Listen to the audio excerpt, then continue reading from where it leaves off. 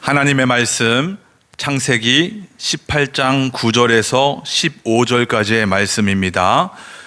그들이 아브라함에게 이르되 내 아내 사라가 어디 있느냐? 대답하되 장막에 있나이다. 그가 이르시되 내년 이맘때 내가 반드시 내게로 돌아오리니 내 아내 사라에게 아들이 있으리라 하시니 사라가 그 뒤 장막문에서 들었더라. 아브라함과 사라는 나이가 많아 늙었고 사라에게는 여성의 생리가 끊어졌는지라. 사라가 속으로 웃고 이르되 내가 노쇠하였고 내 주인도 늙었으니 내가 무슨 즐거움이 있으리요? 여호와께서 아브라함에게 이르시되 사라가 왜 웃으며 이르기를 내가 늙었거늘 어떻게 아들을 낳으리요 하느냐? 여호와께 능하지 못한 일이 있겠느냐? 기한이 이를 때에 내가 내게로 돌아오리니 사라에게 아들이 있으리라.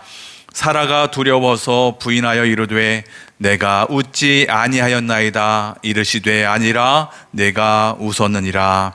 아멘.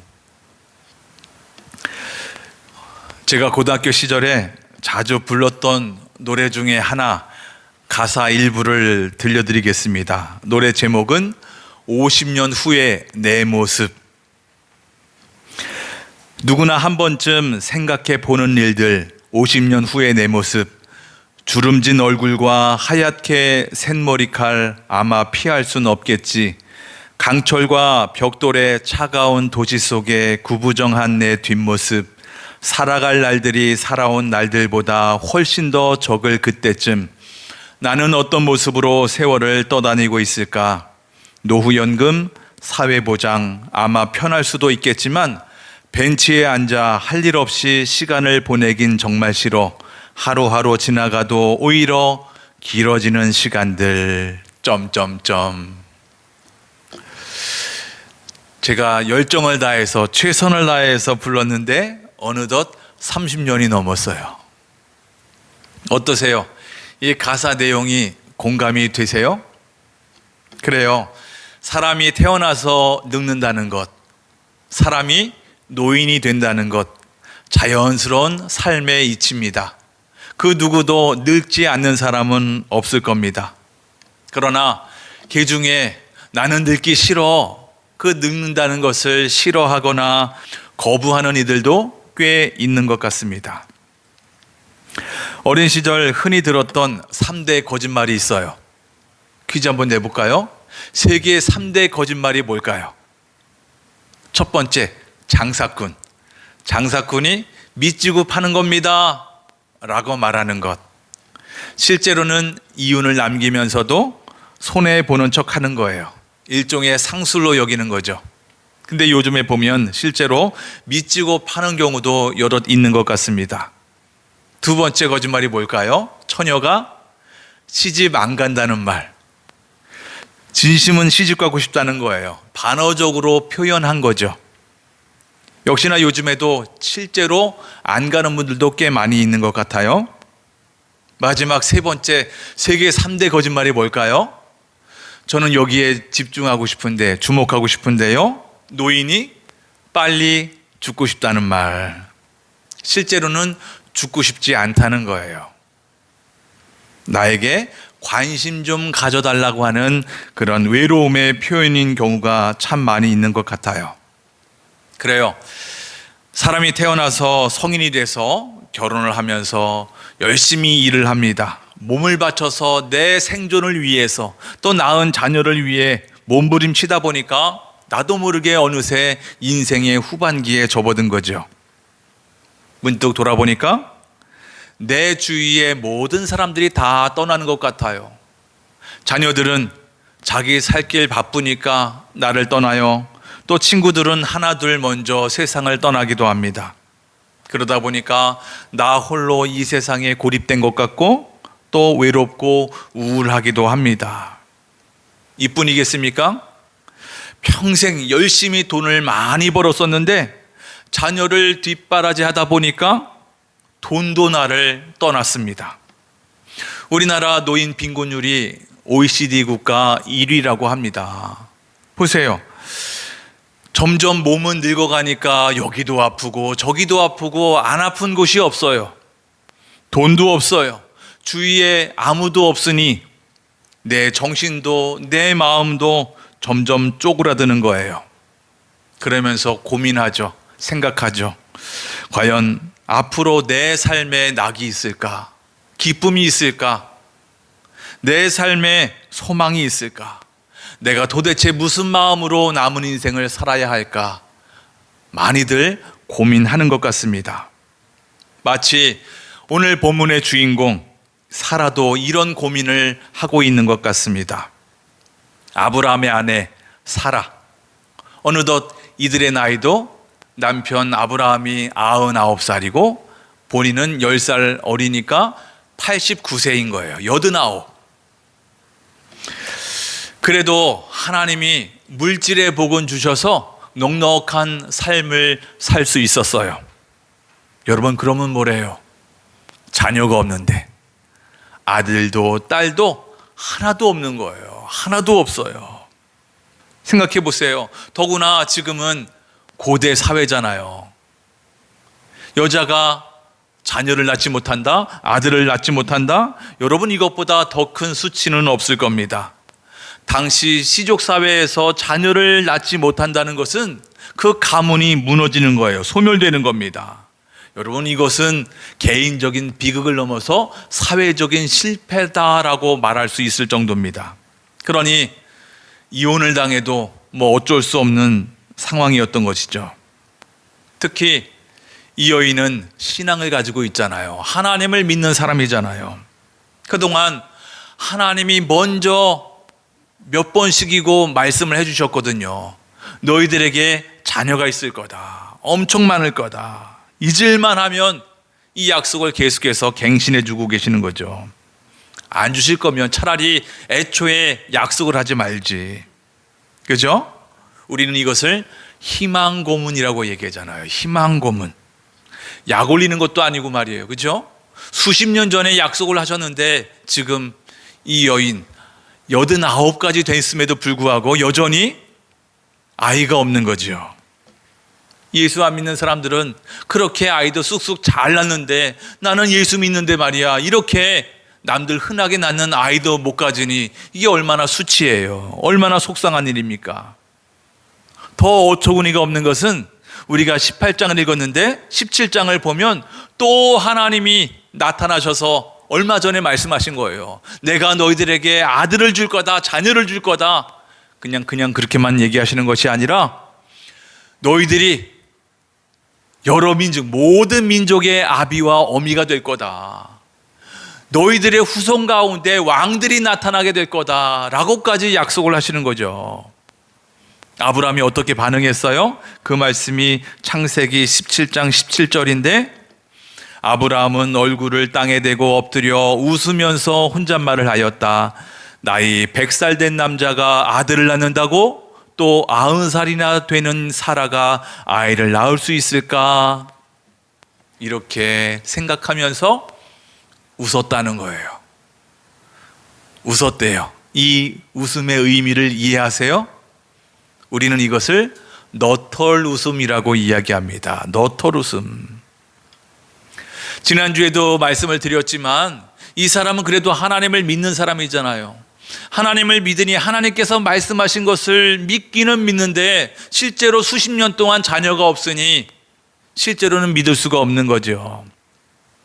웃었다는 것은 믿고 기뻐서 웃은 게 아니라 기가 막혀서 어이가 없어서 그저 힘없이 웃은 걸 이야기하는 거예요. 그런 아브라함에게 이 생각을 단번에 깨는 하나님의 말씀이 들려온 거예요. 그 말씀이 창세기 17장 21절인데 새 번역으로 읽어보면 그러나 나는 내년 이맘때에 사라가 너에게 낳아줄 아들 이삭과 언약을 세우겠다. 다시 말씀드리지만 사람이 언제 무기력한 거예요? 인내할 수 없는 이유가 뭡니까? 기약이 없어요. 왜 기도를 끝까지 못하는 거예요? 언제 응답될지 모른다는 거예요. 그러나 이제 이 아브라함에게 기한이 주어졌습니다. 내년 이맘때다. 카운트다운이 시작됐다는 거예요. 이제 1년만 기다리면 되는 거예요. 심장이 쿵쾅쿵쾅 뜁니다. 나도 모르게 살 힘이 샘솟습니다. 죽어가던 세포들이 다시 살아나는 것 같아요. 흐릿하던 내 삶에 이제 초긴장의 인생이 시작된 거예요. 이제 그 작은 것 하나라도 그저 넘길 수가 없는 겁니다. 그래서 지난주에 우리가 살펴봤던 것처럼 그렇게 한낮 뜨거운 땡볕 아래 걸어가던 사람들을 진심으로 최선을 다해서 섬길 수 있었던 겁니다. 그렇다면 그의 아내 사라는 어땠을까요? 어떤 마음이었을까요? 우리가 읽은 오늘 본문에 잘 나타나 있는데 안타깝게도 아브람 같지 않았습니다. 불신의 모습을 보였습니다.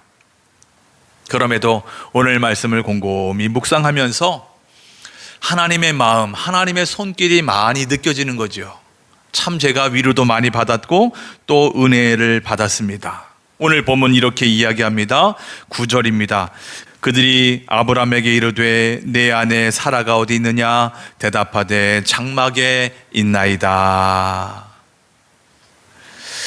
여러분, 이 말을 들은 아브라함이 얼마나 충격을 받았을까요?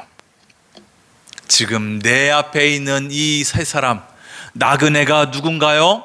전혀 처음 본 사람이에요. 생전 처음 본 사람이에요. 알던 사람이 아닙니다. 근데 그 사람의 입에서 나온 말이 무슨 말이에요?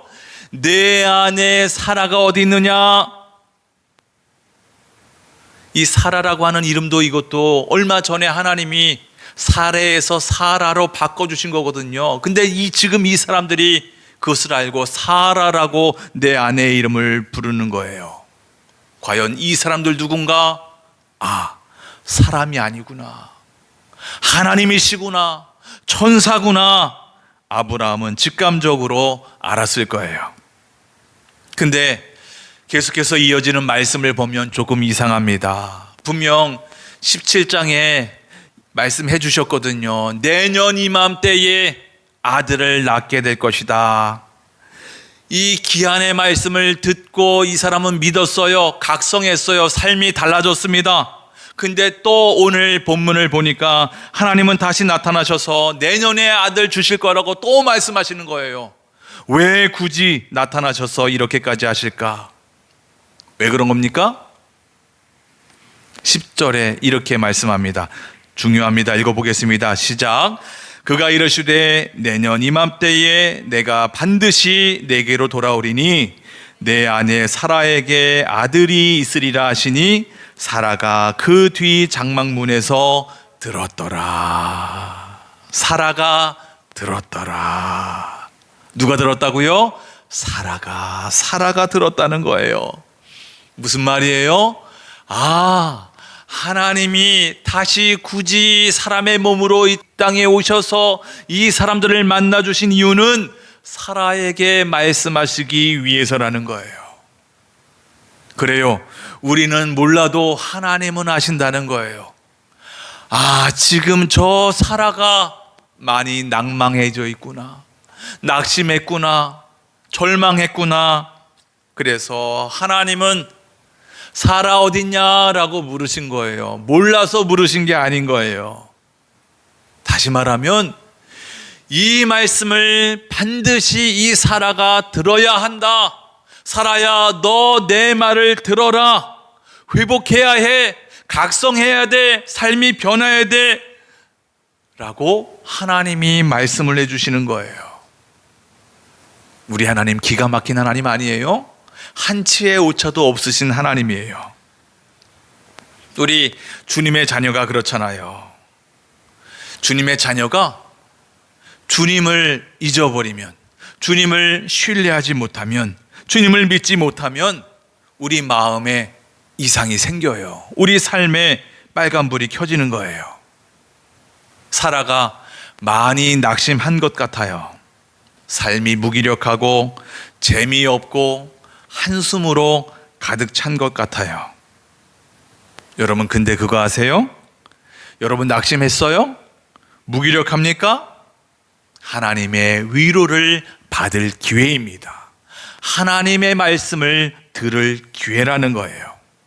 하나님의 위로를 받아야 회복될 수 있다는 거예요. 하나님의 말씀을 들어야 다시 살 수 있는 겁니다. 우리 하나님은 이렇게 절망한 사라를 내버려 두지 않으셨어요. 직접 찾아주셨습니다. 지금까지는 남편 아브라함을 통해서 하나님의 말씀을 들어왔습니다. 근데 지금은 달라요. 나를 위해서, 사라를 위해서 직접 오신 거예요. 게다가 사람의 몸을 입고 사람의 모습으로 오셨다는 거예요. 사라의 입장에서 보면 얼마나 큰 영광인지 몰라요. 이것보다 큰 영광은 없는 거예요. 사라에게만 오셨을까요? 아니요. 이 사건 이후로 약 2000년 후에 하나님의 아들 예수님이 육의 몸을 입고 사람의 몸을 입고 이 땅에 직접 오셨습니다. 예수님이 참 빛으로서 이 어둠의 세상을 비추시기 위해 오셨습니다. 요한복음 1장 11절 이렇게 말씀합니다. 세 번역으로 읽어보겠습니다. 11절 12절 그가 자기 땅에 오셨으나 그의 백성은 그를 맞아들이지 않았다. 그러나 그를 맞아들인 사람들 곧 그 이름을 믿는 사람들에게는 하나님의 자녀가 되는 특권을 주셨다. 아멘입니다. 아멘. 성경을 읽는 수많은 사람들, 특히 오늘날 이 말씀을 읽는 사람들이 많이 아쉬워해요. 나도 2000년 전에 이스라엘에서 태어났으면 하나님의 아들을 예수님을 직접 볼 수 있었을 텐데 너무도 아쉽다. 주님, 저 너무 아쉬워요. 그래요. 얼마든지 그렇게 생각할 수 있습니다. 우리 사람이 몸을 가지고 있으니까 오감을 의지하잖아요. 눈으로 봐야 하고요, 귀로 들어야 해요. 그렇게 듣고 싶은 마음이 있어요. 그러나 예수님이 도마에게 하신 말씀을 기억하십니까? 너는, 도마야, 너는 나를 본고로 믿느냐? 나를 보지 않고 믿는 사람들이 복되다. 예수님이 말씀해 주셨거든요. 정작 감사한 것은 여러분과 저예요. 예수님 본 분 계세요? 예수님 만난 분 계세요? 없어요. 우리는 예수님을 눈으로 직접 보지 못하고 만나지 못했음에도 불구하고 예수님을 믿은 거예요. 여러분, 너무 신기하지 않습니까? 어찌 내가 보이지 않는 하나님을 믿을 수 있었단 말입니까? 아무리 생각해도 내가 잘나서 내 능력으로, 내 노력으로 하나님을 만난 것이 아니라 하나님의 은혜구나. 하나님의 은혜구나. 오직 하나님의 은혜로 말미암아 내가 믿게 되었구나 라고 하는 사실을 인정하지 않을 수 없습니다. 여러분, 더 은혜스러운 게 뭔지 아세요? 내가 예수님을 구원자로 믿고 고백하는 그 순간 하나님의 영, 예수의 영, 성령님이 내 안에 오신다는 거예요. 내주하신다고요. 생각해 보세요. 이 천지 우주 만물의 주인이신 하나님이 어찌 이 내 작디 작은 내 안에 오실 수 있겠습니까? 내가 깨끗해요? 아니요. 온갖 더럽고 추악한 내 안에 어찌 임하실 수 있단 말입니까? 그것도 영원히 떠나지 않겠대요. 나를 버리지 않겠다고 약속해 주셨습니다. 여러분, 이 진리 아무리 생각하고 또 생각하고 고민해봐도 전혀 이해되지 않습니다. 그저 신비한 하나님의 은혜요, 하나님의 능력이요, 사랑이에요. 궁금하지 않습니까?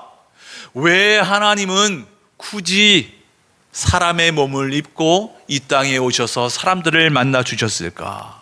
왜 하나님이 직접 우리 안에 오셨을까? 우리가 하나님의 자녀 되길 원하세요. 하나님을 믿길 원하십니다. 또 하나님을 믿고 신뢰하며 살아라. 또 그의 도우심과 역사하심과 인도하심 가운데 너희들이 하나님의 자녀로서 하나님의 자녀답게 하나님을 기쁘시게 하며 살았으면 좋겠다라는 거죠. 그 믿음의 모델로 아브라함을 부르시고 아브라함을 세워주셔서 결국에는 믿음의 거장이 되게 해주셨잖아요.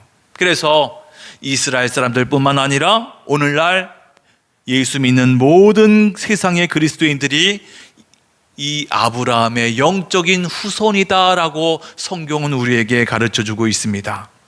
이 믿음의 모델, 이 아브라함의 이야기가 창세기 12장부터 23장까지 이어지고 있잖아요. 오늘 우리가 18장을 읽었으니까 한참 하나님이 이 아브라함의 믿음을 세워주고 자라게 하고 또 하나님과의 관계를 계속해서 유지하면서 하나님을 신뢰하게 하는 그런 훈련 속에 있다는 것을 우리가 알게 됩니다. 그래서 우리가 지난주에 살펴본 것처럼 조금씩 이 아브라함이 하나님을 신뢰하고 믿고 그렇게 자라고 있는 것을 보았습니다. 그런데 정작 그의 아내 사라에게 이 신앙적인 문제가 생긴 거예요. 등잔빛이 어둡다고 이야기하죠? 12절에 이렇게 이야기합니다. 다 같이 읽어보겠습니다. 사라가 속으로 웃고 이르되 내가 노쇠하였고 내 주인도 늙었으니 내게 무슨 즐거움이 있으리요. 내년에 이맘때에 아들을 낳게 될 거야 라고 하는 말을 이 사라가 들었어요. 그 반응이 어떻다고요?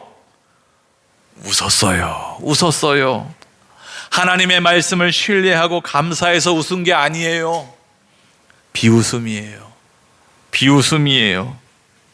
여러분, 그렇다고 이 사라의 비웃음을 비웃지 마십시오. 이 사라가 비웃는 이유가 있어요. 왜 그렇대요? 내가 노쇠했다는 거예요. 기력이 다 쇠진했다. 현대어 성경에서는 이리도 늙었는데 그러니까 늙어도 너무 늙었다는 거예요. 자녀를 낳기에는 너무 늙었다는 거죠. 그 증거가 11절에 이렇게 이야기합니다. 아담과 사라는 나이가 많아 늙었고 사라에게는 여성의 생리가 끊어졌는지라. 어때요? 사라가 비웃은 이유가 이해됩니까? 납득이 돼요? 전혀 가당치 않은 말이에요? 아니요. 너무도 분명해요. 너무도 확실한 팩트인 거예요. 나이가 많다잖아요. 보통 많은 게 아니에요. 너무 많대요. 기력도 너무 쇠하고요. 생리 끊어진 지 오래됐다는 거예요. 틀린 거예요? 아니요. 정확해요. 너무도 정확해요. 그러니 비웃을 수밖에 없었다는 거죠. 여러분, 요즘에 그리스도인들 삶의 모습을 보세요. 요즘에 교회들이 싸우는 이야기를 들어보세요. 전혀 말도 안 되는 것 가지고 싸워요? 그럴 수도 있지만 대부분은 아니에요. 너무도 요즘엔 많이 배워서 너무 똑똑해요. 나름의 논리를 가지고 해박한 지식을 가지고 이야기를 합니다. 이쪽 얘기 들으면 납득이 돼요. 저쪽 얘기 들어도 이해가 됩니다. 그러니 하나님이 그 사이에 끼어들 자리가 없는 거예요. 그럴 틈이 없어요. 오늘 본문도 이걸 3번씩이나 반복하며 강조하고 있습니다. 11절을 다시 보세요. 나이가 많아 늙었다. 12절 내가 노쇠하였고 내 주인도 늙었다. 13절에 내가 늙었거늘. 늙었다 반복해서 강조하고 있습니다. 여러분, 이게 무슨 말이에요? 성경은 우리에게 분명히 가르쳐주고 있습니다. 봐라, 아브라함과 사라가 이렇게 늙었으니 어찌 자녀를 낳을 수 있겠냐? 인간적인 힘과 능력으로는 0.0001%의 가망성도 없다. 그럴 능력이 없다. 라는 것을 명확하게 이야기해 주고 있습니다. 그럼 이제 끝인가요? 절망에 빠지면 되는 거예요? 나락에 빠지면 되는 건가요? 아니요. 세상 사람들은 그럴 수 있다 쳐요. 그러나 예수를 믿는, 하나님을 믿는 우리는 그렇지 않습니다. 이제야 인간적인 힘과 능력이 제로가 됐을 때 그제서야 비로소 하나님이 일하실 차례인 거예요. 지금이야말로 하나님의 능력을 보여주실 때라는 거예요. 더구나 하나님이 몇 번이고 반복하여 이미 오래전부터 약속해 주셨으니 그 약속을 지키실 차례인 거예요. 하나님이 일하실 차례입니다. 낙담하는 사라에게 하나님이 정말 한마디 하고 싶다면 어떤 말씀을 하길 원하실까요? 무엇을 가르쳐 주길 원하실까요? 그 말씀이 14절입니다. 우리 다 같이 한 목소리로 읽겠습니다. 시작. 여호와께 능하지 못한 일이 있겠느냐? 기한이 이를 때에 내가 내게로 돌아오리니 사라에게 아들이 있으리라. 아멘. 여호와께 능하지 못한 일이 있겠느냐? 하나님께 불가능한 일이 있겠냐? 무슨 일이든 못하겠냐? 하나님이 사라에게 꼭 이야기해주고 싶었던 단 한마디가 있다면, 사라에게 꼭 가르쳐주고 싶었던 것이 딱 하나 있다면, 내가 못할 게 있겠느냐? 나에게 불가능한 게 있겠느냐? 이걸 가르쳐주고 싶었던 거예요. 그래서 하나님은 오래전부터 기다려주신 거예요. 인간적인 노력, 인간적인 능력이 다 끊어질 때까지 기다리신 후에 드디어 짠 하고 비로소 당신의 능력을 보여주신다는 거예요. 어때요? 이렇게 말씀하시는 하나님 정확한 거죠. 우리 사람이 그렇잖아요. 나 스스로에게 어떤 능력이 있으면, 노력해서 될 것 같으면 기도하지 않습니다. 하나님을 의지하지 않습니다. 하나님을 찾지 않아요. 여러분, 내 자산이 수백억 되는데 내가 1억을 빚졌어요. 사업하다가 1억을 빚졌어요. 기도하겠습니까? 하나님을 찾겠어요? 아니요. 왜? 난 이미 돈이 많거든요. 내가 해결할 수 있어요. 나 능력이 있으니까요. 보세요. 아브라함과 사라, 아들 얻으려고, 자녀 낳으려고 얼마나 노력했겠습니까? 아직 늙지 않았을 때에, 생리가 끊어지지 않았을 때에 얼마나 인간적인 방법과 노력을 다했겠습니까? 또 안 되니까, 그렇게 노력했는데 안 되니까 어떻겠어요? 포기했어요? 아니요. 그의 종 엘리에셀, 하나님 이 엘리에셀이 나의 후계자가 되게 하옵소서. 또 뿐만 아니에요. 사라의 몸종 하가를 통해서 이스마엘이라고 하는 아들을 낳았잖아요. 자기의 인간적인 방법과 노력을, 능력을 다 총동원해서 노력하는 그 자세를 봅니다. 하나님을 의지하기보다는 내 능력, 내 노력을 하는 인간의 연약함이 있는 것이죠. 보세요. 이런 상황인데 하나님이 만약에 아들을 주셨다면, 과연 이거는 하나님이 주신 아들입니다 고백할까요? 아니요. 내가 열심히 노력한 결과입니다. 내가 능력이 있어서 이렇게 아들을 잘 낳은 거예요. 그러지 않겠습니까? 그러니 하나님은 이미 오래전에 약속하셨지만 주고 싶어도 줄 수가 없었어요. 어쩔 수 없이 기다리신 것이죠. 반대로 뒤집어 보면 그러는 사이 하나님이 주시고 싶어도 줄 수가 없었어요. 그러면 기다리는 그 아브라함과 사라의 마음은 어땠을까요? 하나님을 신뢰하면서 인내하면 좋겠는데 대부분의 사람들이 그렇지 않아요. 그렇지 않아요. 하나님을 얼마나 오해하고 착각하고 때로는 원망하고 불평하기도 하고 섭섭하고 불신하겠습니까? 우리 하나님은 말만 번지르르하게 말씀만 하셔. 하나님 나를 조금만 사랑하니까 안 주시는 거지 뭐. 오늘 우리 하나님은 절망하고 있는, 낭망하고 있는 이 사라를 찾아오셨습니다. 일부러 사람의 모습으로 찾아오셨습니다. 절망한 걸 아셨기 때문입니다. 그래서 주님께서 말씀하십니다. 나에게 불가능한 일이 있겠느냐? 여호와께 능하지 못한 일이 있겠느냐? 오늘 본문을 통해서 여러분과 저에게 말씀하십니다. 하나님을 믿으십시오. 하나님을 믿으라. 하나님은 우리와 급이 다른 분이에요. 그의 생각, 그의 뜻, 그의 계획은 우리의 생각을 초월하여 한이 없으신 분입니다. 또 그 뜻을 이루어가는 하나님의 지식, 하나님의 지혜는 무궁하십니다. 얼마든지 이 상황을 뒤집을 수 있는, 또 하나님의 뜻을 이루며 완성할 수 있는, 완벽하게 완성할 수 있는 무한한 능력의 주님이시다라는 것을 오늘 분명히 말씀해 주고 계십니다. 내 유한한 생각으로 무한하신 하나님의 능력을 평가하지 마십시오. 아마도 많이 틀릴 겁니다. 많이 오해할 거예요. 많이 착각할 겁니다. 많이 오판할 것입니다. 하나님이 가르쳐 주신 그대로 믿으시기를 바랍니다. 어떤 분이라고 가르쳐 주십니까? 여호와께 능하지 못한 일이 있겠느냐? 하나님께 불가능은 없다. 우리 가슴에 두 손을 얹고 진심으로 고백해 보겠습니다. 하나님께 불가능은 없다. 시작.